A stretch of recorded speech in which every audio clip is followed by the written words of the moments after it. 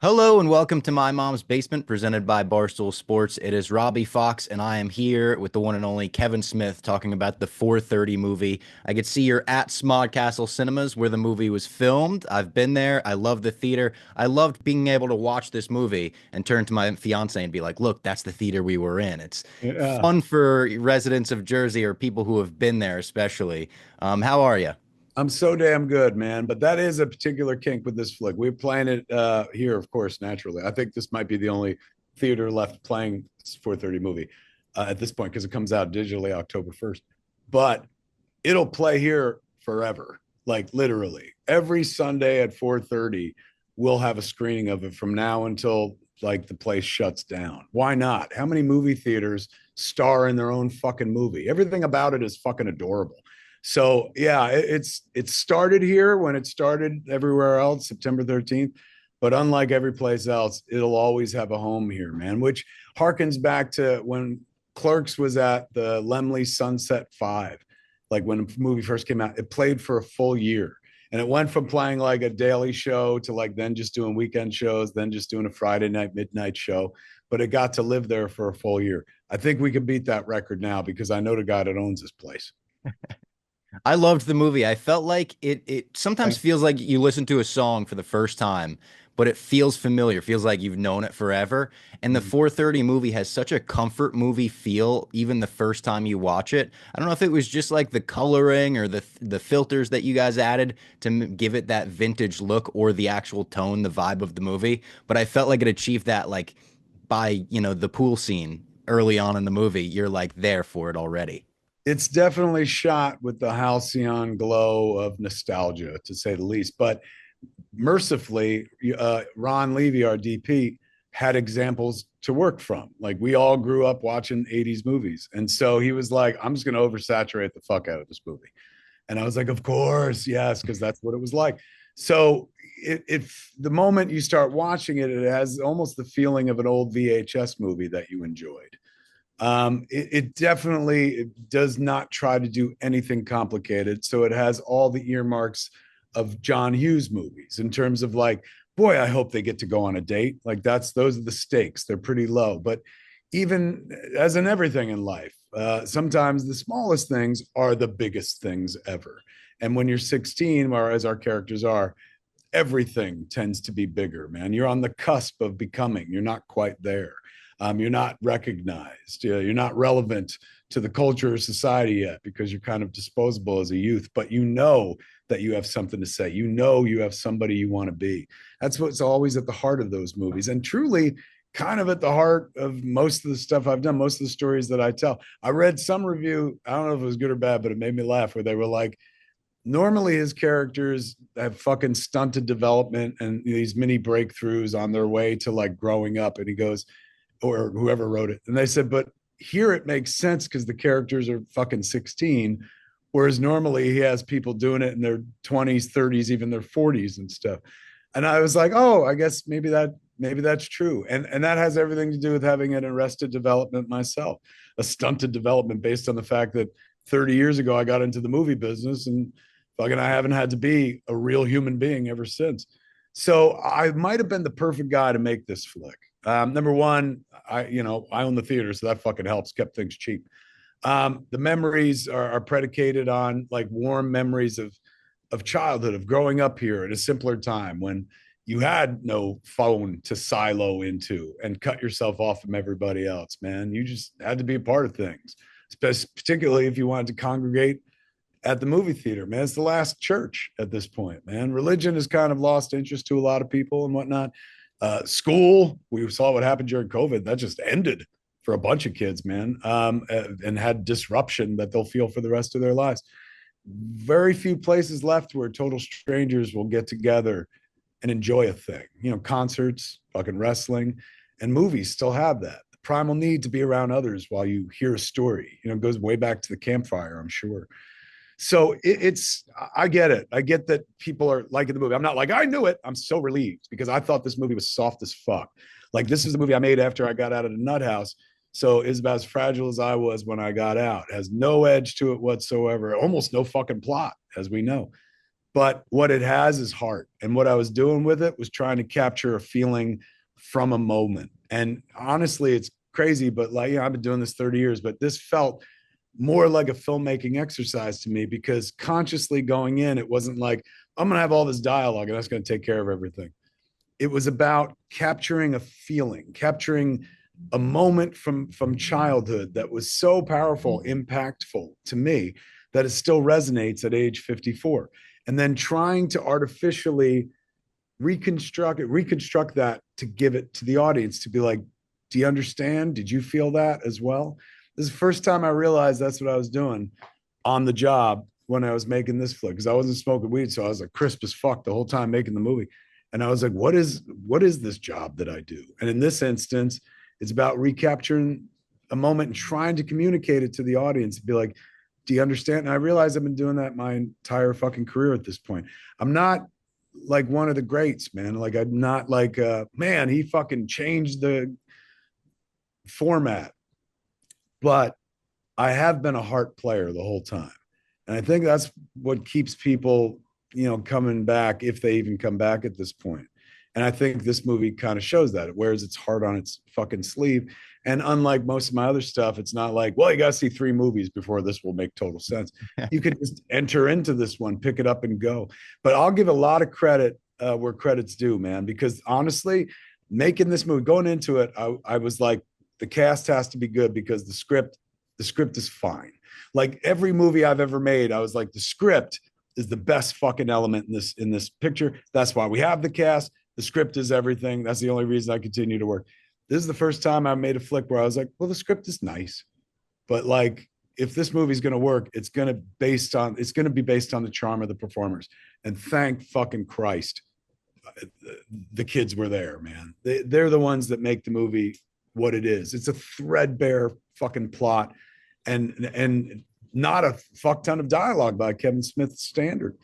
But yet they were able to emote and take you to a place. And these were kids that weren't even fucking alive when these things happened. Most of them were come in 1986 or an egg or whatever the fuck. So I owe a lot to them, man. Like I was more fascinated by this movie that while it was happening than I was diligently involved in terms of going over and being like, you need to do it this way, or you should do it this way. I let everybody handle their departments and just kind of let it unfold. And like Ken Jeong is a perfect example of that.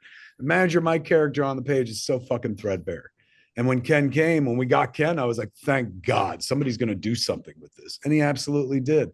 But the unsung, well, he ain't even unsung, but the guy I got to shout out, man, in terms of how this movie makes people feel, is Bear McCreary, the guy who did the score. The fucking score is beautiful. You can hate the shit out of this movie and still love the fuck out of the score. It is so evocative. And in terms of feeling like this has familiarity, I feel like I know this before. He wrote a banger of a fucking closing song with his brother Brendan and recorded it. And it sounds like a song that you've known your entire life. It's that fucking earwormy and good and of the era. Brendan sings it in a kind of like oingo boingo-ish kind of staccato at times. And it feels completely fucking 80s, but it's a brand new composition. And it has all the yearning of somebody on the verge of becoming an adult, right? It just, the whole score, the song that they recorded, everything feels like kids just before life finally opens up for them, man. I drive around the same areas where we shot the movie because I live out here some of the time and whatnot. And my whole life driving around things, I've never had a soundtrack or score for my memories. If I had anything in there, it would be Needle Drop of a song that was popular at that time. Because of Bear in this score, man, now when I think back to the past, I hear the 4:30 movie score. It's like he perfectly scored my childhood. He composed my childhood, man. So that's the secret sauce. Honestly, the best thing I did for this movie was like stand back and let talented people do their thing. I'm curious when you're writing it. I know it's kind of loosely based on your own life and not all of your work is. Do you feel your inspirations coming through as much in the script, or does that come later when you're shooting it and trying to nail down the tone and stuff when it's something that's obviously based on yourself? I like that you usually wear your inspirations on your sleeve in that way. Totally. Definitely more in the scripting stage. When others get involved, that's when it gets, for lack of a better description, diluted, right? It's in its purest form when I'm writing it. So I could put all the intent in there that I'm going to need. But the moment other people get involved, it gets diluted. And so you run the risk, and not a bad risk, of it becoming something that you didn't foresee. Something which could be, in many cases, and often in many cases, better than the version that you saw and stuff. So with this, it was like the whole opening scene literally happened. And to the best of my memory, that was how the conversation went. When I called Kim Lochran back in 1986 and said, "Hey, man, you want to go out?" And she was working at China Taste, the same exact restaurant that's in the movie and stuff. Now it's called New Beijing. But I made a big order and then ended it with like 6.5 almond cookies in your hand in marriage and shit. That's taken right from fucking real life, man. So much so that when I watch the scene, it's almost like, wow, somebody had a camera on me when this shit happened, even though I know that's not me and I know that's not Kim. So I borrowed liberally for throughout the movie for that. Like the conversation that he has with his mother on the phone about the fucking wedding thank you. I mean, that's so Yeah. specific. It's not like I was like, oh, I'm just gonna fill the air with this. That fucking happened. I remember my mom being insanely outraged at somebody's thank you note, because they had like a mild piece of sarcasm in it or whatnot. And my father walking around with a jar of peanut butter and a fucking spoon in it while wearing a robe. Moments like that. There's even on the porch set of Brian David's house when you see his parents.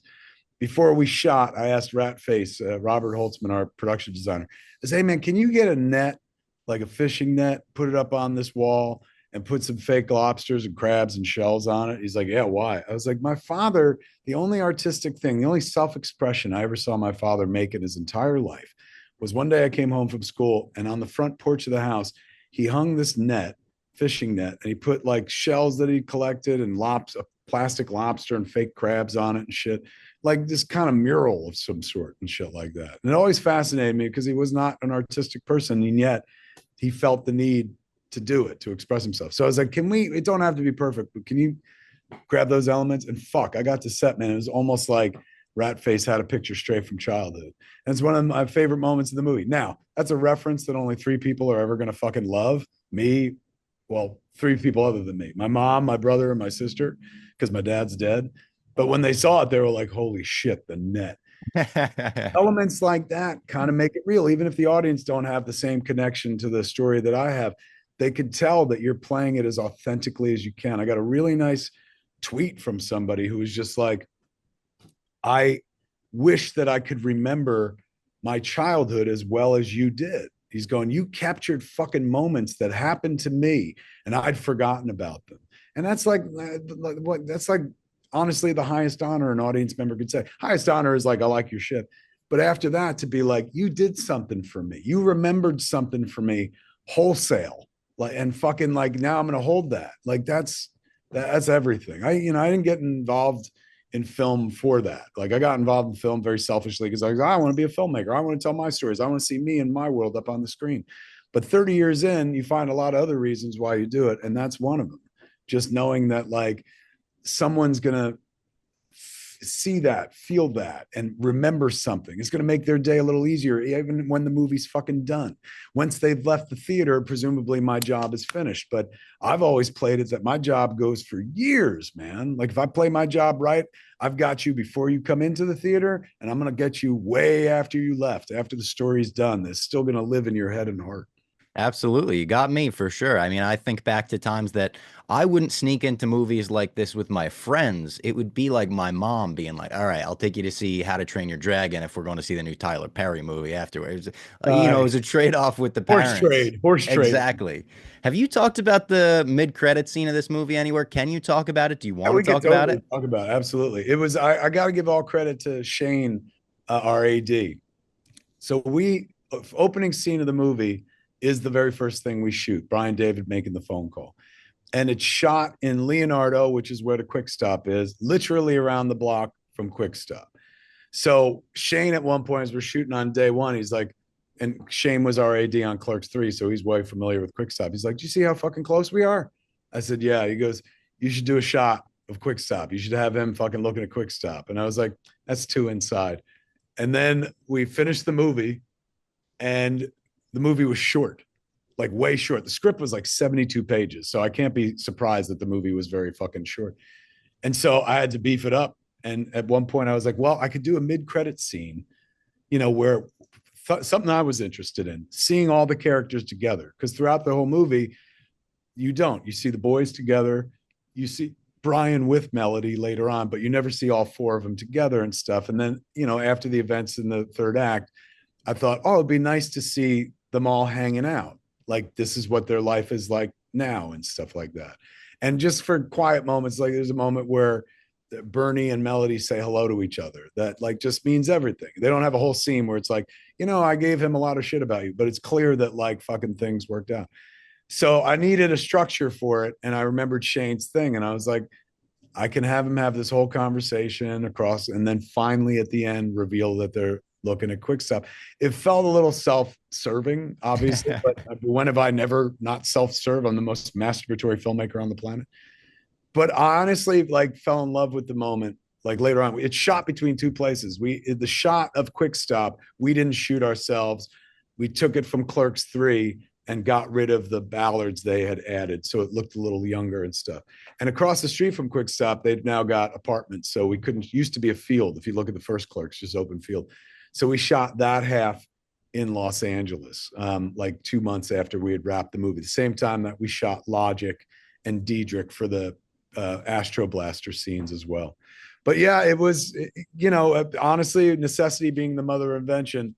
I had to extend the movie. And I was like, well, without going into the movie itself, I can add a PS scene that'll buy us like 4 more minutes and stuff. And it'll be cute, and it'll also shout out anyone who's been with me on the journey like ever since. And when the movie was done, I was editing while we were shooting the movie.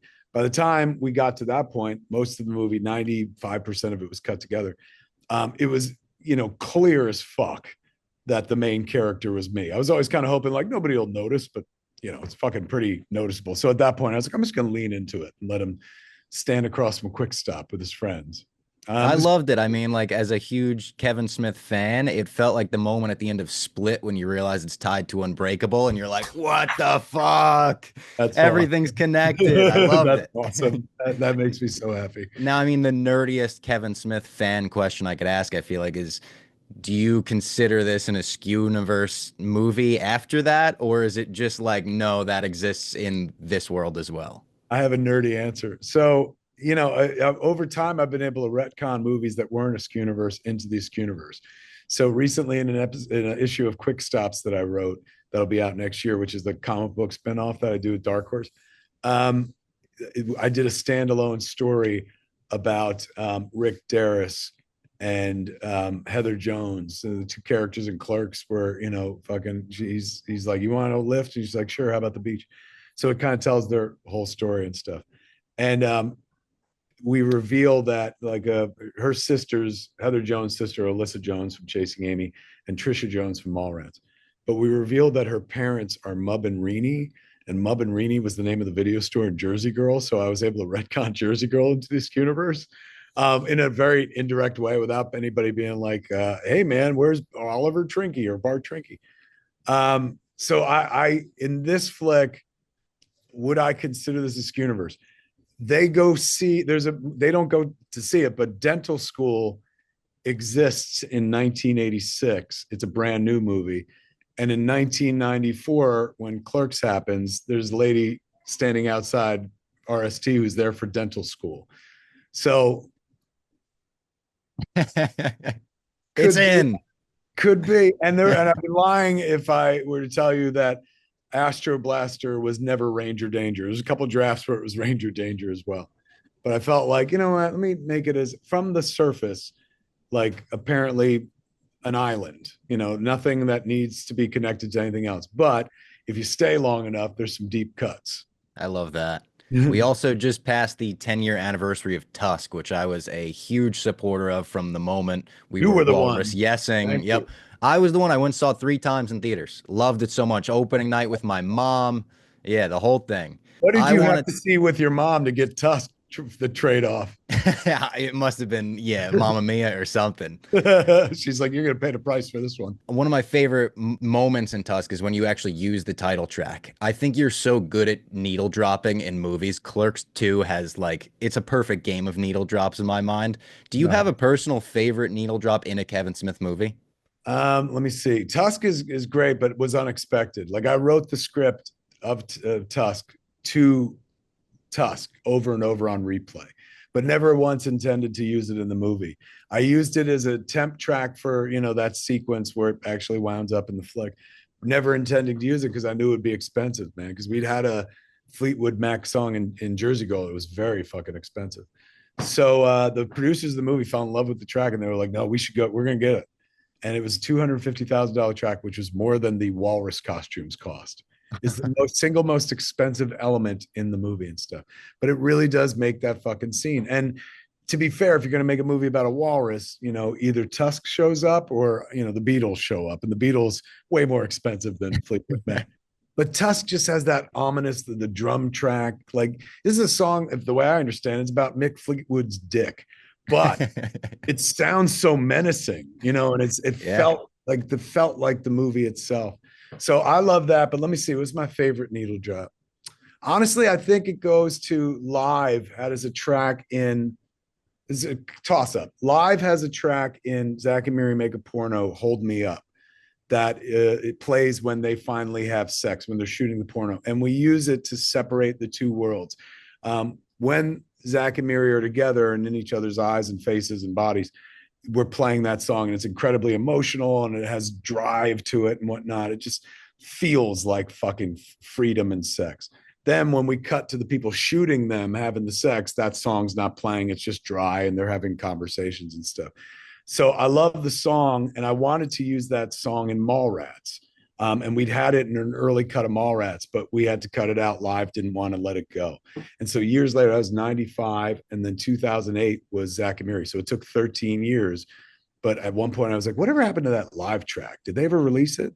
And they didn't, and they let us use it and stuff. Then they released it shortly thereafter. So I love that needle drop. But right next to it, and maybe even above it, is the opening of Clerks 3 has Welcome to the Black Parade. And that was 3 years in the making in my head, just knowing what that would look like. So by the time we got to set, that shit shot and cut itself. Like I'd composed that in my head so many fucking times listening to that song for years. And it opens the movie in such a great way and kind of foreshadows the movie in such a great way as well. Yeah, so I love that one. I'm a pop punk kid myself, and I'm in a pop punk band at Barstool. We play that, opens every one of our encores. So as soon as that opened Clerks 3, I was, of course, over the moon about it. Also, I'm curious, as someone who wrote a Superman movie before and someone who's just a fan of James Gunn, as I know you are, what are you hoping to see out of the next Superman movie? Oh, look, anything James is going to do has my fucking few bucks and probably have all my fucking praise as well. This is a guy who took a concept like Guardians of the Galaxy, which when they announced it, I was like, why the fuck? Of anything you could make, why would you pick that? Like, oh my God, what a stupid idea. And yet it's one of the most beautiful movies ever made. Not just one of the best comic book movies, but just a beautiful human movie about inhuman characters and whatnot. So this guy knows how to take aliens and make them relatable as fuck. Like we've seen him play with people from outer space and make them almost human. What is Superman if not the ultimate alien? This is a guy who came from the planet Krypton and whatnot, who tries to blend, who tries to be like one of us. James will find the humanity in that character. It's he's Superman, so naturally we want to see him do shit, and he better wear that suit. But the man is what makes that character the most compelling, and that's always the trick, right? It's like leaning on a guy that flies and bullets bounce off his chest. Those are features, man. Those are great features, but you can't sustain 85 years of comic book history, 86 years of comic book history, of fandom, of capturing the public's imagination with just those daring do feats. It's the humanity of the character that hooks us to the totems we love. So I feel like who better than James to like take Superman and nail the humanity, the man in Superman. That's what makes him relatable. You look at the feats of Superman, you can't even do that shit. At least with Batman, you're like, well, if my parents got killed and I had money, I could be Batman. But you can never be fucking Superman. But you can be the man. You may not be able to be super, but you can be the human part of it. And James is really good at getting into human being skin and fucking showing emotions and giving us the feels. So he's a big comic book fan. We know he's a loyalist like fuck. All you have to do is look at the logo of the Suicide Squad movie he directed to be like, that came right from the fucking front cover of the actual comic book. So I'm thrilled at whatever he's going to do, man. And the stuff I've seen based on them shooting in public and whatnot, including like a variation of, the Giffen Justice League with Guy Gardner and Hawkgirl and Mr. Terrific. Like, I'm fascinated. Honestly, it felt like they shot for so little. Like it felt like they were shooting Yeah. for, and then suddenly they're like, "We're done." I'm like, "What?"